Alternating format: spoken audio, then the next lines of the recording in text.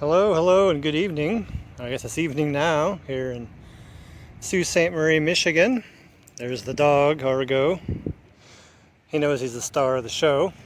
I figured I would just make a little video kind of answering some questions I often see in the Streamtime live camera about the area. So I came down here to, you can see what Brady Park, or Fort Brady used to be. This is not part of the question and answer, but that's part of the original wall of the fort right there. So that's kind of a neat thing. There are lots of posted signs here pretty much everywhere along the waterway regarding no pets allowed. So Argo and I, we don't get to go in there because we're law-abiding citizens. So, okay, we'll get to the question. So, one I see often is, who is Spud? People will talk about Spud. So if we look at these Spuds, if I zoom in, the one in the middle, this one here at the very top, I zoom in, you know, those marks at the top appear to be like a dog's face, right? You see the eyes, the nose, and the mouth. If it was a little brighter out, you'd see there's like something pink there in the where the mouth would be. It seems to be occurring at the same level on all of them, all the Spuds there. Some sort of paint or something like that. So that is Spud. Hi, Spud. And then if I can turn here to the right, another question I often see is, what's that bright flashy light over there on the American Legion? And it's that sign, the American flag sign. Right there. Of course, they are just down just a little ways from where the Coast Guard is, which is the direction I'm heading next. So, see you in a second. All right, I haven't quite made there yet. I'm still here at the park, and I just figured I would point out there's a lot of geese here, a lot of Canadian geese. So, make sure if you're walking through the park or even on the sidewalks, pay attention to where you step, because yeah, you might get some third base on you. Okay, I'm gonna keep going this way, down here towards the Coast Guard, and also where the museum ship Valley Camp is. So, he's leading the way. All right, down here at the Kemp Marina. Questions I also see is, what is this? So this is the Kemp Marina. If you have a pleasure craft and you want to stay the night, this is where you're going to want to stay. You get fuel here, get a slip for the night, or several nights if you'd like. Ooh, it's going to be quite cloudy. Here we have the, is that the Algoma Equinox, I believe. Let me zoom in a bit.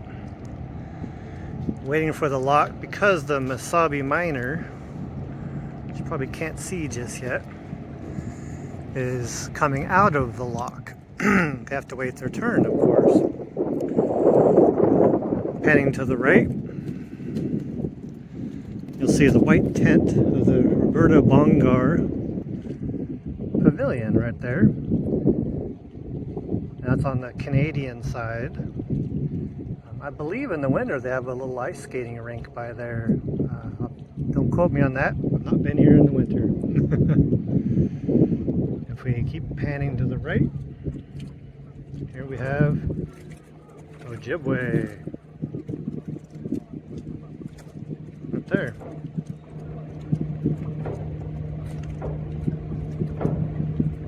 And the Ojibway is how a lot of these ships get resupplied, because they don't really stop.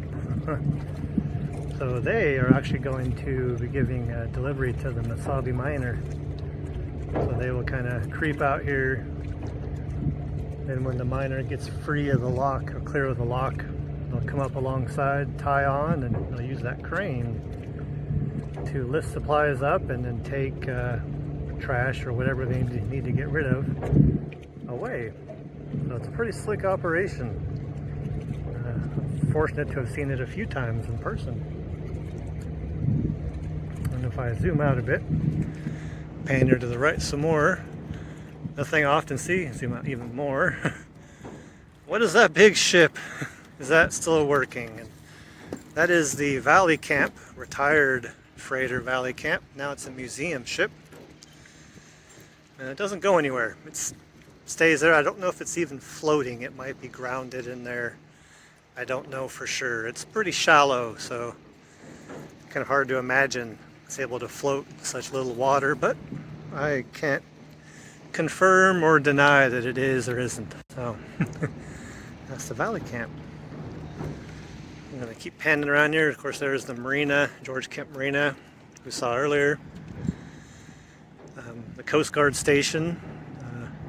Normally the, I think it's the Katmai Bay would be docked right there, but they're off doing, I think they have an event to the south they're working or doing or something. I can't remember exactly what's going on. So I will zoom in here. We can catch the nose of the Mesabi Miner. There you can see him coming out. The Miner is a 1,000-foot boat, so it takes a while to get clear of the lock. It's a whole lot of ship. And the bridge you see behind there, that is the international bridge that goes between Canada and the United States.